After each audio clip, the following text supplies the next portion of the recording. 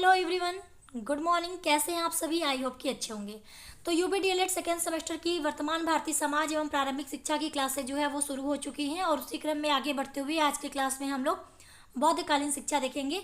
Last class में हमने आपका वैदिक कालीन शिक्षा देखा था, तो अब बारी आती है हमारी बौद्धकालीन शिक्षा की। तो चलिए वीडियो को शुरू करते हैं। इसमें हम सारे इंपॉर्टेंट जो चीज़ें हैं बौद्धकालीन शिक्षा की सब कुछ डिस्कस करेंगे, उद्देश्य, विशेषता, दोष वगैरह सब कुछ। तो वीडियो को पूरा देखिएगा। दोस्तों के साथ जो कि डीएलएड कर रहे हैं उनके साथ वीडियो को शेयर करिएगा और चैनल पे अगर पहली बार आए हैं तो चैनल को सब्सक्राइब जरूर कर दीजिएगा।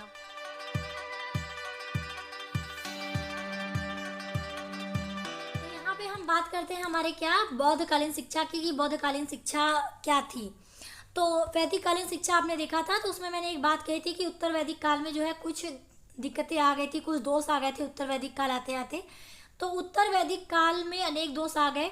कर्मकांड की प्रधानता बढ़ गई थी, स्त्रियां तथा शूद्र हे दृष्टि से देखे जाने लगे थे और उनकी शिक्षा की उपेक्षा हो रही थी। मतलब वैदिक कालीन शिक्षा तो अच्छी थी, लेकिन उत्तर वैदिक काल आते आते जो है उसमें है दोष आने लगे थे। खास करके स्त्रियों की शिक्षा को लेके और शूद्र जो लोग थे उनकी शिक्षा को लेके काफ़ी जो है परेशानियां देखने को आई थी, काफ़ी दोष देखने को आए थे। क्योंकि स्त्रियों और शूद्र लोगों को हे दृष्टि से, मतलब कि एक होता है ना कि खराब दृष्टि से देखा जाने लगा था और उनकी शिक्षा की भी जो है उपेक्षा हो रही थी। मतलब उनको शिक्षा का अधिकार जो है उतना अच्छे तरीके से नहीं मिल पा रहा था। तो इस तरह की जो है कुछ दिक्कतें हमारे उत्तर वैदिक काल में हमें देखने को मिली थी। और ऐसे समय में भगवान बुद्ध का अवतार हुआ। उनके धार्मिक विचारों से जो क्रांति उत्पन्न हुई उसका प्रभाव तत्कालीन शिक्षा प्रणाली पर भी पड़ा। मतलब उस समय जब ये सारी चीज़ें हो रही थी, स्त्रियों की शिक्षा, शूद्र लोगों की जो शिक्षा है वो उसकी जब उपेक्षा हो रही थी, उस समय जो है भगवान बुद्ध का अवतार हुआ था, यानी महात्मा बुद्ध का अवतार हुआ था। और उनके जो धार्मिक विचार थे, जो महात्मा बुद्ध के विचार थे, जो धार्मिक विचार थे, उससे जो है क्रांति उत्पन्न हुई और उस क्रांति का प्रभाव जो है उस समय की जो शिक्षा प्रणाली थी, ठीक है, जो उस तत्कालीन यानी उस समय की जो शिक्षा प्रणाली थी उस पर भी उसका प्रभाव पड़ा था। और परिणाम स्वरूप एक नई शिक्षा प्रणाली सामने आई जिसे बौद्धकालीन शिक्षा प्रणाली कहा जाता है, ठीक है। यानी उनके वजह से जो एक नई शिक्षा प्रणाली सामने आई उसे ही हम लोग बौद्धकालीन शिक्षा प्रणाली कहते थे। अतः बौद्ध धर्म के प्रचार के लिए विकसित की गई शिक्षा प्रणाली बौद्धकालीन शिक्षा प्रणाली कहलाती थी, ठीक है। क्योंकि बौद्ध जो हमारे महात्मा बुद्ध थे उनकी जो विचारधाराएं थी उसी की वजह से क्रांति आई थी। तो बौद्ध धर्म के प्रचार के लिए ही वो जो हमारी एक शिक्षा प्रणाली आई उसी को हम लोग बौद्ध शिक्षा प्रणाली कहते थे। और अगर आपसे ये क्वेश्चन पूछते कि बौद्ध धर्म के प्रवर्तक कौन थे, तो महात्मा बुद्ध कौन थे? महात्मा बुद्ध हमारे बौद्ध धर्म के प्रवर्तक थे। तो बौद्धकालीन शिक्षा के अंतर्गत आपको बस इतनी ही चीज़ें लिखनी है, बहुत ज़्यादा नहीं लिखना है। तो चलिए आगे बढ़ते हैं, हम चलते हैं इसकी विशेषताओं पे। तो पहला है शिक्षा प्रणाली। तो बौद्ध काल में जो शिक्षा थी वो मठों एवं विहारों में प्रदान की जाती थी। इसमें प्राथमिक से लेकर उच्च स्तर तक की शिक्षा जो है प्रदान की जाती थी। मतलब विद्यालय जो है आज की तरह विद्यालय नहीं थे, उस समय जो शिक्षा थी वो मठों और विहारों में प्रदान की जाती थी। और ध्यान दीजिएगा, प्राथमिक से लेके उच्च स्तर तक की शिक्षा जो है उस समय प्रदान की जाती थी। दूसरा है निर्वाण की प्राप्ति। तो इसके अंतर्गत है कि मानव के सभी दुखों का अंत करके निर्वाण का मार्ग दिखाना बौद्धकालीन शिक्षा की मुख्य विशेषता थी या प्रमुख विशेषता थी। क्योंकि बौद्ध जी का ये कहना था कि जो दुखों का अंत करके ही आप जो है निर्वाण का जो है मार्ग जो है प्राप्त कर पाएंगे, यानी मोक्ष प्राप्त करने की बात जो है कही गई थी। तो इन्होंने ये कहा था कि जो बौद्धकालीन शिक्षा थी उसका मुख्य उद्देश्य यही था कि मानव के जो सभी दुख हैं उसका अंत करके निर्वाण का मार्ग दिखाया जाए, यानी उन्हें मोक्ष प्राप्ति का मार्ग दिखाया जाए। और तीसरा हमारा है निःशुल्क शिक्षा। तो बौद्धकालीन शिक्षा में प्राथमिक शिक्षा पूर्णतया निःशुल्क थी। ध्यान दीजिएगा, जो प्राथमिक शिक्षा थी उस समय वो कैसी थी? निःशुल्क थी। मतलब कोई भी फीस वगैरह नहीं लिया जाता था प्राथमिक शिक्षा के लिए। चौथा है यहाँ पर धार्मिक भावना का विकास। तो बौद्धकालीन शिक्षा का आधार बौद्ध धर्म था। बुद्ध तथा उनके धर्म तथा संघ की शरण में रहना तथा बौद्ध धर्म के नियमों का पालन करना ही शिक्षा था। यानी उस समय शिक्षा का जो आधार था वो क्या था कि बौद्ध धर्म, यानी आपको बौद्ध धर्म के जो नियम थे उसका पालन करना है और बौद्ध धर्म या उसके जो संघ है उनकी शरण में रहना है, उनके बताए नियमों को जो है मानना है, यही सब उस टाइम की शिक्षा थी। अगला हमारा है यहाँ पे पांचवा, लोक भाषाओं को प्रोत्साहन।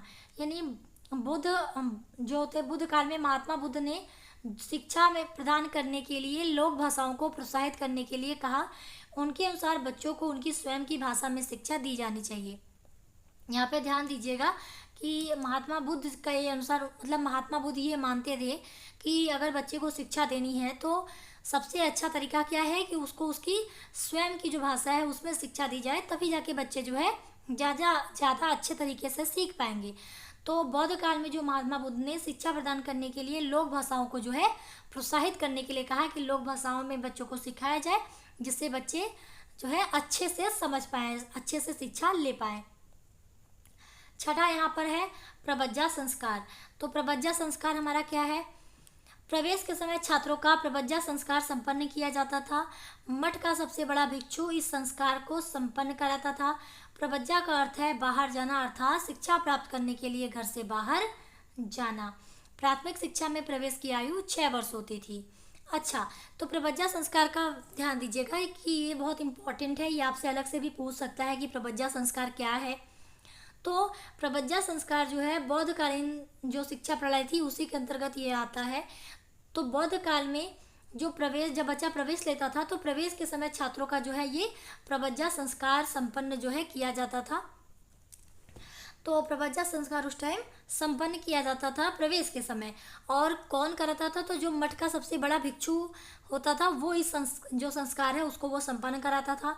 अच्छा, आपसे ये पूछ दे कि प्रबज्जा का अर्थ क्या है? तो प्रबज्जा का अर्थ है बाहर जाना, अर्थात शिक्षा प्राप्त करने के लिए घर से बाहर जाना। तो घर से बाहर जाएगा बच्चा तभी तो जाके मठों या विहारों में जाके शिक्षा लेगा। तो प्रबज्जा का अर्थ ही यही है, बाहर जाना, अर्थात शिक्षा प्राप्त करने के लिए घर से बाहर जाना। अगर आपसे ये पूछते कि प्राथमिक शिक्षा में प्रवेश की आयु कितनी थी, तो कितनी थी? 6 वर्ष होती थी प्राथमिक शिक्षा में प्रवेश की आयु।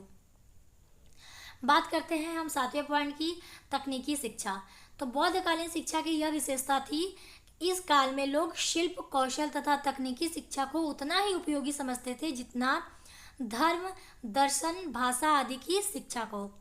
यानी बौद्धकालीन शिक्षा तो वैसे तो अपने जो है बौद्ध धर्म का प्रचार प्रसार तो करता ही था, लेकिन इस काल में जो लोग थे वो शिल्प, कौशल तथा तकनीकी शिक्षा को भी उतना ही महत्वपूर्ण समझते थे जितना वे अपने धर्म, दर्शन और भाषा आदि की शिक्षा को।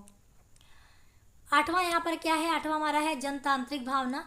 तो बौद्धकालीन शिक्षा सार्वभौमिक थी, इसमें जाति धर्म का कोई बंधन नहीं था। मतलब सबके लिए शिक्षा मौजूद थी, सब जो भी चाहे मठों और विहारों में आके शिक्षा ले सकता था, ऐसा कोई रोक टोक नहीं था।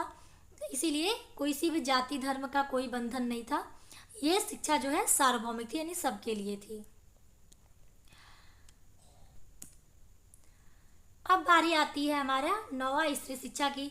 तो बौद्ध काल में पुरुषों की तरह स्त्रियों के लिए भी समान शिक्षा की व्यवस्था होती थी, क्योंकि शिक्षा देखिए सार्वभौमिक थी तो सबके लिए शिक्षा थी। तो पुरुषों के लिए, स्त्रियों के लिए, यानी सबके लिए शिक्षा थी और समान शिक्षा की व्यवस्था थी। ऐसा नहीं कि पुरुषों की शिक्षा अलग होती थी, स्त्रियों की शिक्षा अलग होती थी, ऐसा नहीं है।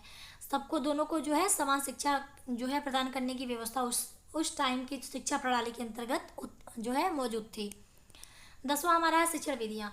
तो बौद्धकालीन शिक्षा में अनेक शिक्षण विधियों का प्रयोग किया जाता था, जैसे प्रश्नोत्तर विधि, अनुकरण विधि, व्याख्यान विधि, वाद विवाद, तर्क विधि, प्रदर्शन एवं अभ्यास विधि इत्यादि। यानी बहुत सारी शिक्षण विधियाँ जो है उस समय भी मौजूद थी। 11वां यहाँ पर है गुरु शिष्य संबंध। ये लास्ट विशेषता है हमारा। तो इस समय गुरु शिष्य संबंध स्नेहपूर्ण था। शिष्य का पवित्र कर्तव्य था कि वह गुरु की सेवा करे, उनकी दिनचर्या का ख्याल रखे, साफ सफाई, भिक्षा द्वारा भोजन व्यवस्था करे और गुरु की आज्ञा का पालन करे। यानी ओवरऑल जो बॉन्ड था उनके बीच वो काफ़ी ज़्यादा अच्छा था, स्नेहपूर्ण संबंध था। तो ये सारी विशेषताएं आपने देख ली। अब हम बात करेंगे इसके दोष की। तो बौद्धकालीन शिक्षा के दोष भी चलिए देख लेते हैं। तो यहाँ पे पहला दोष क्या है हमारा कि बौद्ध शिक्षा के धर्म पर आधारित होने के कारण इसमें केवल आध्यात्मिक विकास पर ही अधिक बल दिया जाता था। क्योंकि अभी आपने ऊपर देखा था कि जो मेन इसकी जो व्यवस्था थी, शिक्षा व्यवस्था थी, उसमें यही था कि बौद्ध धर्म का जो है उसके नियमों को मानना, बौद्ध धर्म के जो भी गुरु थे, जो हम कहते हैं कि जो मठ में रहने वाले लोग थे, उनका आदर करना, सम्मान करना, उनके नियमों को मानना, बौद्ध धर्म के नियमों का पालन करना। तो कहीं ना कहीं आध्यात्मिक जो चीज़ें थी बौद्ध धर्म की, उस पर ही ज़्यादा जोर दिया जाता था उस समय की शिक्षा व्यवस्था के अंतर्गत। ऐसा नहीं कि अन्य चीज़ों पे नहीं था, अन्य चीज़ों पे भी था, लेकिन जो मेन आध्यात्मिक विकास था उस पर ज़्यादा ही जोर दिया जाता था। दूसरा है, अहिंसा में विश्वास रखने के कारण बौद्धकालीन शिक्षा में सैन्य शिक्षा का कोई ध्यान नहीं दिया गया, सैन्य शिक्षा पर कोई ध्यान नहीं दिया गया।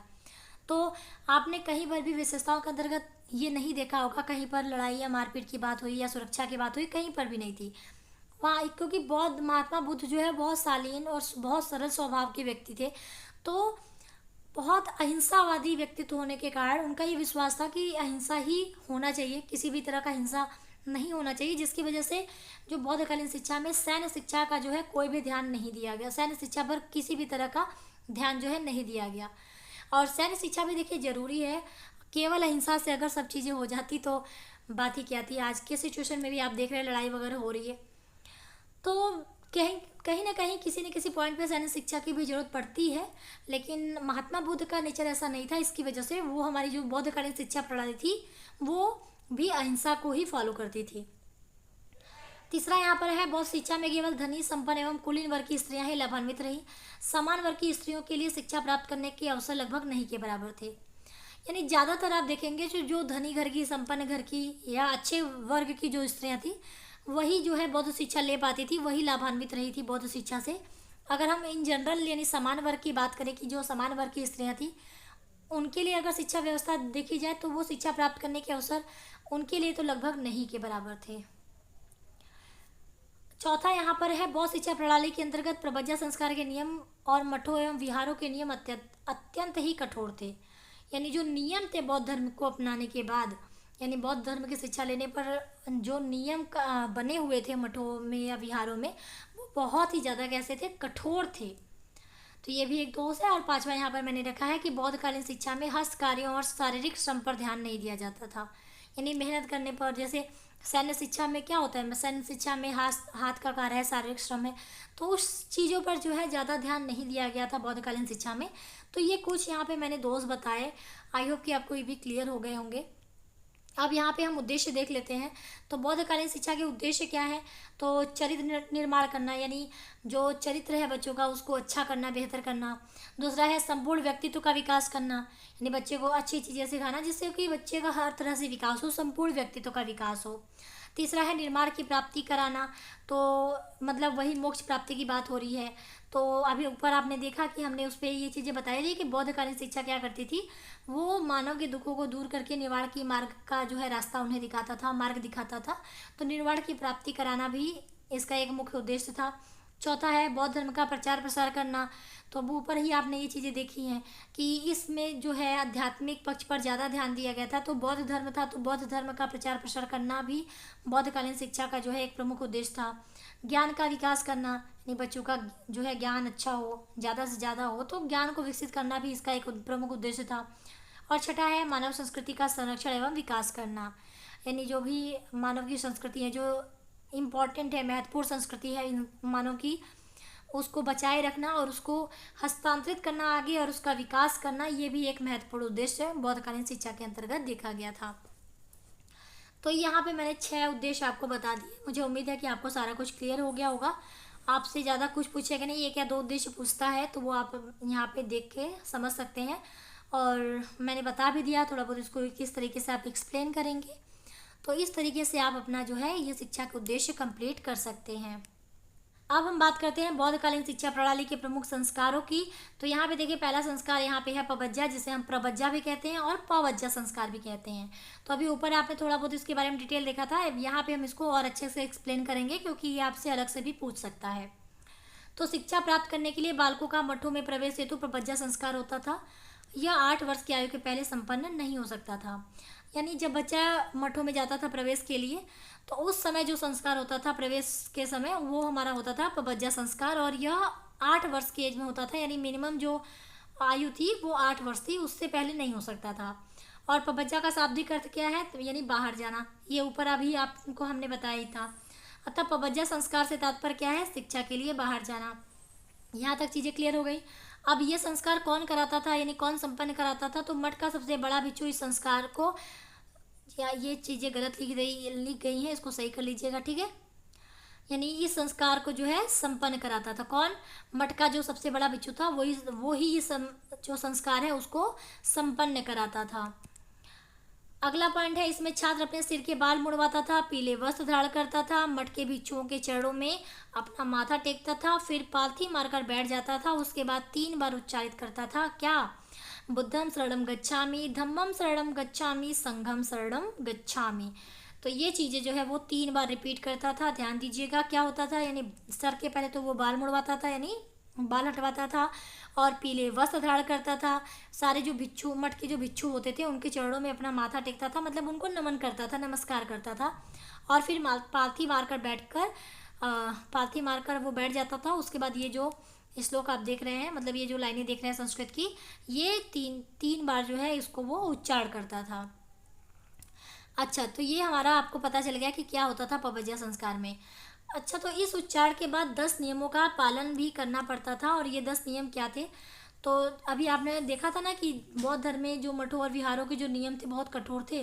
तो वो कठोर नियम आपको यही है, ये जो नियम है, ये नियम ही आपको लगेंगे कि वाकई में इसको पूरी तरीके से पालन करना कितना मुश्किल है। तो ये पपज्या संस्कार करने के बाद, सारा कुछ उच्चारण करने के बाद, जो बच्चे थे, जो बालक था या जो भी शिक्षार्थी था, उसको इन 10 नियमों का जो है पालन करना पड़ता था। क्या? जीव हत्या न करना, अशुद्ध आचरण न करना, असत्य भाषण न करना अर्थात असत्य न बोलना, वर्जित समय भोजन न करना, मादक वस्तुओं का प्रयोग न करना, नृत्य संगीत आदि से दूर रहना, श्रृंगार प्रसाधनों का प्रयोग न करना, चोरी न करना, सोने चांदी का दान न लेना, और ऊंचे बिस्तर पर न सोना। यानी कितने सारे ये 10 नियम थे, इसको कि उनको नियम को फॉलो करना पड़ता था, उसका पालन करना पड़ता था।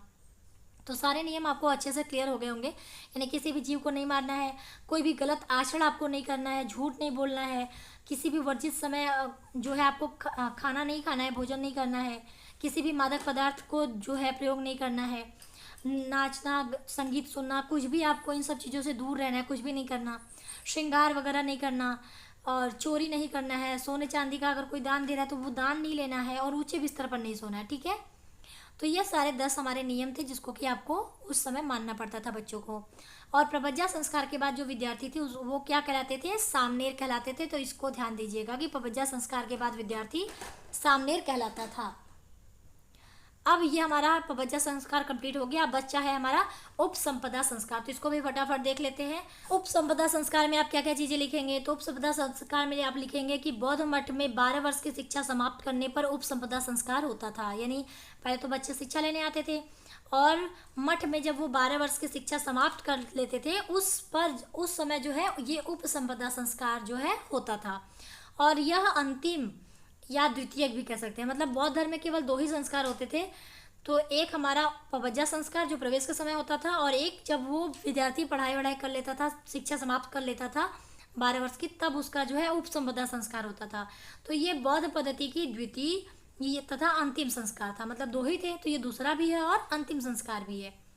और यह प्रायः 20 वर्ष की आयु पर होता था, क्योंकि देखिए मिनिमम 8 वर्ष पे हमारा पपज्या संस्कार शुरू होता था, और ये 20 वर्ष की आयु पे उपसंपदा होता था। तो ड्यूरेशन कितने साल का हुआ? ये 12 साल का ड्यूरेशन हुआ ना, तो यही 12 वर्ष की शिक्षा समाप्त करने की बात इसमें कही गई है।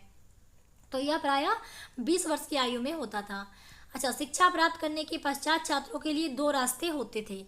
तो ये 2 रास्ते क्या थे? यानी बच्चा जब शिक्षा प्राप्त कर लेता था उसके पास जो है 2 रास्ते उसके सामने होते थे। प्रथम कि गृहस्थ जीवन में प्रवेश करना, यानी एक रास्ता ये कि शिक्षा प्राप्त करने के बाद बच्चा जो है गृहस्थ जीवन में प्रवेश कर जाए। दूसरा तथा यहाँ पे अद्वितीय नहीं ले रहेगा, यहाँ पे रहेगा द्वितीय। ठीक है, अद्वितीय नहीं रहेगा, यहाँ पे रहेगा सेकेंड यानी द्वितीय। इसको सही कर लीजिएगा। सेकेंड क्या है? द्वितीय कि आजीवन भिक्षुक बनकर बौद्ध धर्म का प्रचार करना, यानी जीवन भर आपको भिक्षुक बनकर रहना है और बौद्ध धर्म का जो है प्रचार करना है। ये 2 रास्ते होते थे। दूसरे रास्ते को अपनाने वाले छात्रों का ही उपसंपदा संस्कार होता था। यानी अब ये उपसंपदा संस्कार किनका होता था? ये जो हमारे दूसरे तरह के जो छात्र थे, दूसरे तरह के जो विद्यार्थी थे, जो कि आजीवन भिक्षुक बनकर बौद्ध धर्म का प्रचार करना चाहते थे, दूसरे जो रास्ते हैं उसको अपनाने वाले छात्रों का है ये उपसंपदा संस्कार जो है वो होता था। अच्छा, उपसंपदा संस्कार मठ के समस्त भिक्षुकाओं के समक्ष एक उत्सव के रूप में होता था। सामने भिक्षुकों का वेश धारण करके हाथ में कमंडल तथा कंधे पर चीवर लेकर अन्य भिक्षुओं को प्रणाम करके बैठ जाता था। सभी भिक्षुक जनतांत्रिक ढंग से बहुमत के आधार पर निर्णय लेते थे कि वह उपसंपदा का अधिकारी है या नहीं। उपसंपदा प्राप्त भिक्षुक बौद्ध मठ का स्थायी सदस्य बन जाता था। यानी अब ये प्रोसेस होता कैसे था, यानी अब तो आपको ये पता चल गया ना कि उपसंपदा संस्कार किसका होता था। यानी जब 12 वर्ष की शिक्षा जो है बच्चा पूरा कर लेता था, उसके बाद जो उसके पास दो रास्ते होते थे। दो रास्तों में पहला गृहस्थ जीवन फॉलो करना, दूसरा है आजीवन बौद्ध धर्म का प्रचार करना भिक्षुक बनकर। तो जो दूसरा रास्ता अपनाते थे उन्हीं का ही उपसंपदा संस्कार होता था। अच्छा, उपसंपदा संस्कार जो है मठ के जो सारे भिक्षुक थे उनके समक्ष जो है एक उत्सव के रूप में जो है इसे मनाया जाता था। जो सामने होते थे, ठीक है, जो सामने होते थे वो भिक्षुकों का वेश धारण करते थे, हाथ में कमंडल लेते थे, कंधे पर चीवर लेते थे, यानी एक तरह का कपड़ा, और चीवर लेकर अन्य भिक्षुओं को प्रणाम करके वो बैठ जाते थे।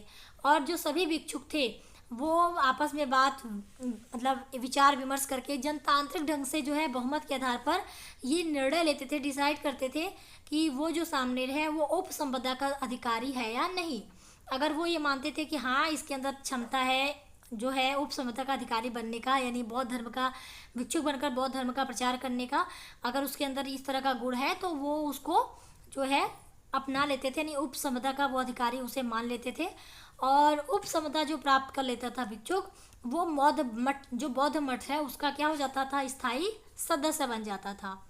इस तरीके से ये पूरा प्रोसेस उपसंपदा संस्कार जो है होता था।